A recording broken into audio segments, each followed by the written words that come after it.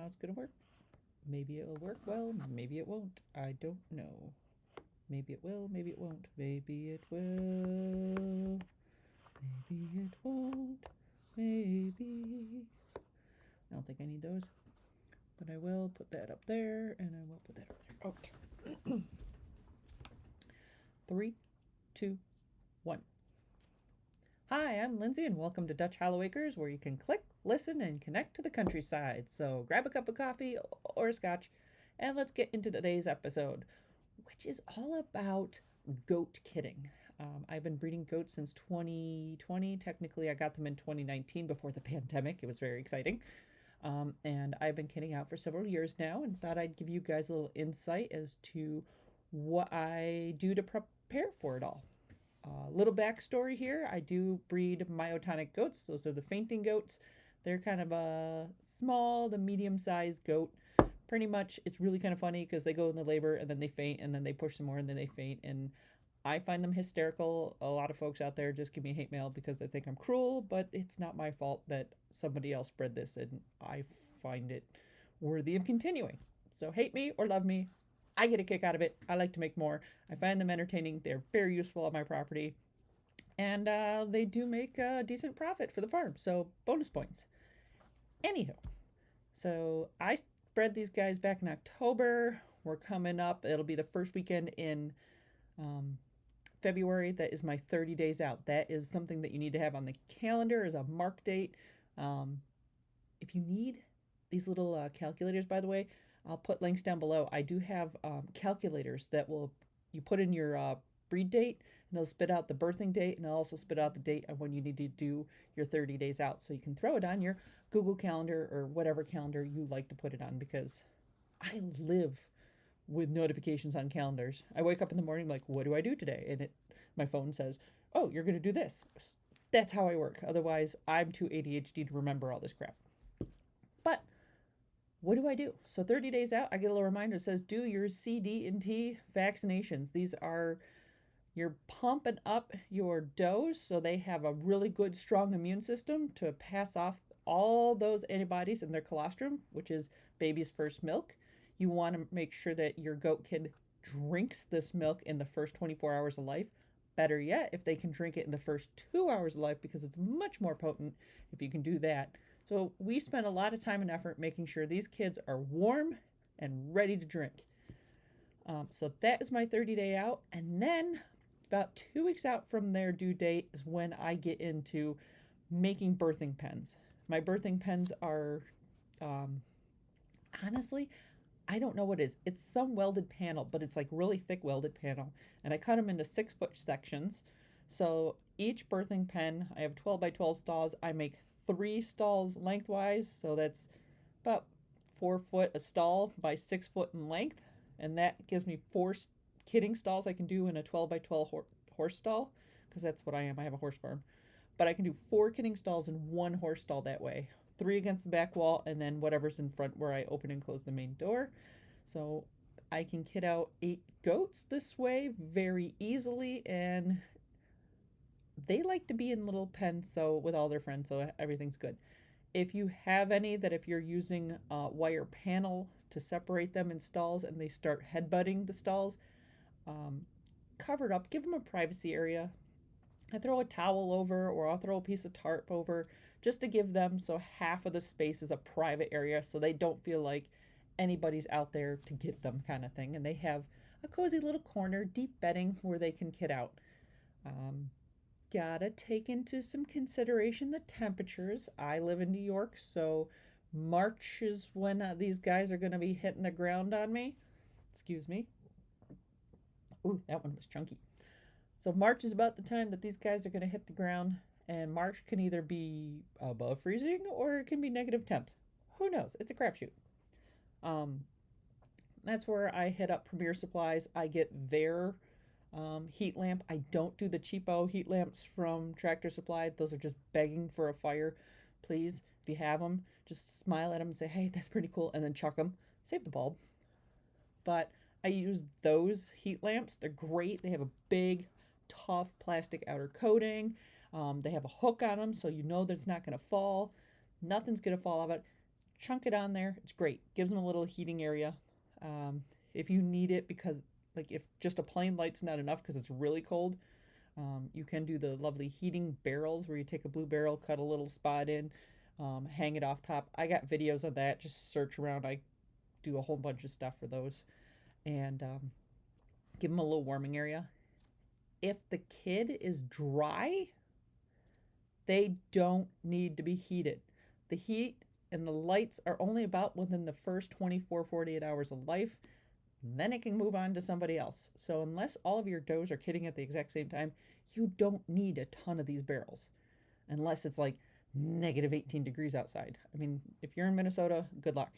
But here in New York, as soon as the sucker's dry and they are able to get up and drink on their own and they are in good shape, nice, deep straw bedding. Not hay, not shaving, straw bedding. Straw has got a great insulation to it, wicks moisture away. So straw bedding. And that's what we do. But anywho, I also have birthing kit. My birthing kit is a lot of clean towels because you got to dry baby off. And then let's see here. I do one of these 2-gallon buckets. Sorry for the sound on it, but I load this bucket up with stuff. And apparently you need your checkbook in the bucket because farm animals, yeah, they just suck your money out. I don't know why there's a checkbook in there. Okay, so what do we have in there? You need your bucket, you need your checkbook. Okay, we need gloves, just in case you need to get into some place if you have a problem, you have to reach on in there. You do want an OB glove, not the exam gloves, because you might go in further than your exam glove, and then you could lose the glove in there, and that'd be a problem. We don't want to do that. But as I said, the number one things that you need to work on is getting them warm and dry, and then they will drink. So the first thing I have in my bucket, believe it or not, is a hair dryer, low, and a cardboard box with a towel over the top of it and some straw inside. When one of these poked in the side of it, makes a nice little warming barrel kind of thing, so they'll dry off faster for you without having to bring them in the house.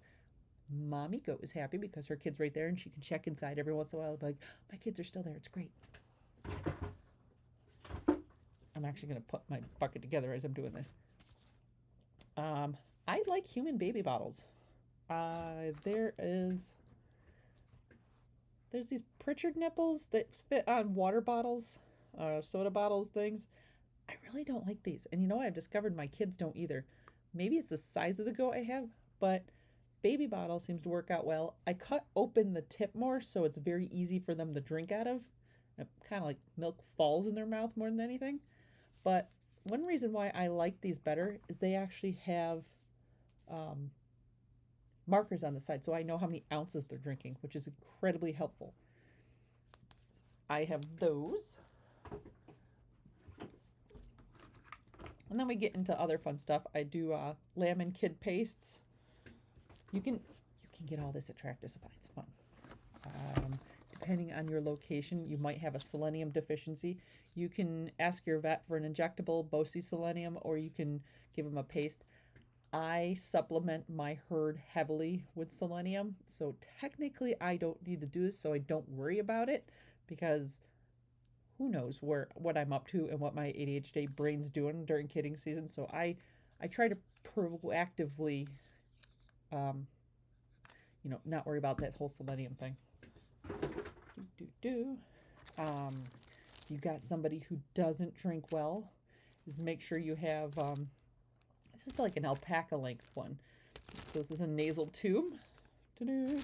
By the way, shop for these early. Don't shop for the week before they're about the kid. Make sure you have your bucket prepped ahead of time, because if you have a surprise, you don't want to be caught in the dark or like going, oh my God, social community, does anybody have one? And somebody from like halfway across the state goes, I've got one, but that doesn't do you any good because you can Amazon it like overnight anyways. I don't know why this is in here. It's a bolus gun. It is my iron bolus gun and copper bolus gun, but apparently it lives in my kidding bucket as well. I do a 10-to-1 chlorhexidine solution. This is like a quick disinfectant if I need it. And then I have Super lube. We love the lubes. You can never have enough lube. Make sure, do not, this stuff is cold, man. Keep it warm, keep it in your house. Don't let this stuff freeze in the barn because that's just rude to your poor little goats. So if you can, keep it warm. Not to mention, you're going to want to keep it warm too because is very cold on your hands. Um, Betadine, and that's for dipping the umbilicals. And if you have to do that, I'll prep these things. The little 2-ounce containers, the kind you put your ketchup in at a fast food restaurant. Yeah, put your iodine in here, and then it doesn't get messy. And you take the kid and you put this underneath the little belly, and you go boop, boop, boop, boop, boop, boop, and you put the top back on, and less mess. It's great. Wear your exam gloves anyways, otherwise you smell like betadine forever. But that's in there.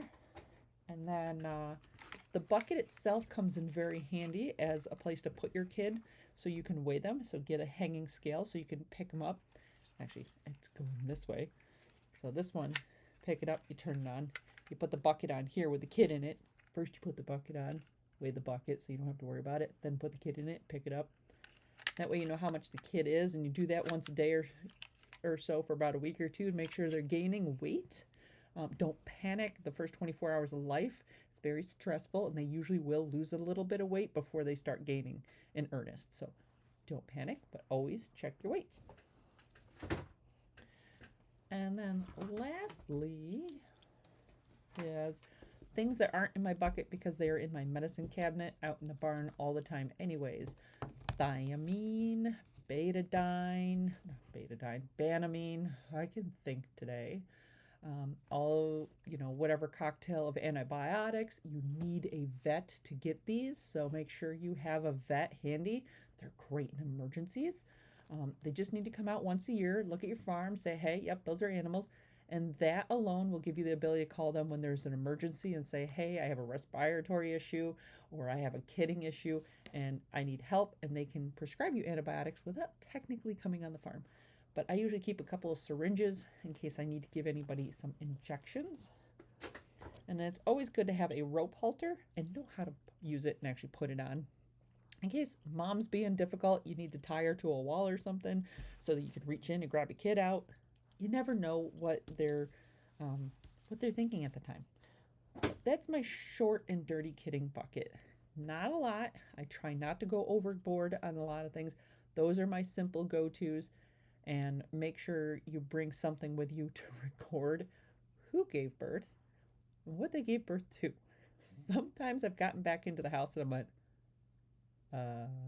who was that again? Or I waited 24 hours and after 3 kids later, I never recorded who belonged to what and what time they were born and what. If you're registering them, this is very important information to have.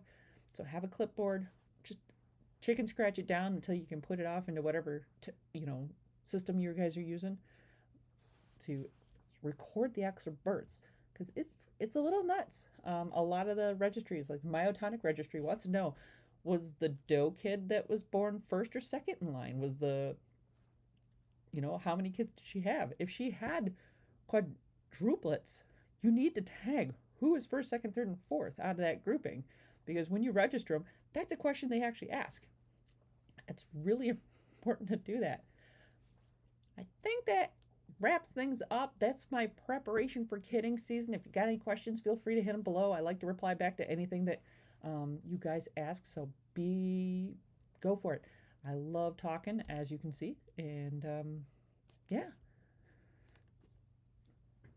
I don't know why I just played this, but anyhow, thanks for joining today at Dutch Hollow Acres. If you enjoyed our farm adventures and our insights, don't forget to hit the like button, subscribe, hit that ring bell for notification updates, click, listen, connect to the countryside, bring your farm tales and tech no matter where you are on Dutch Hollow Acres.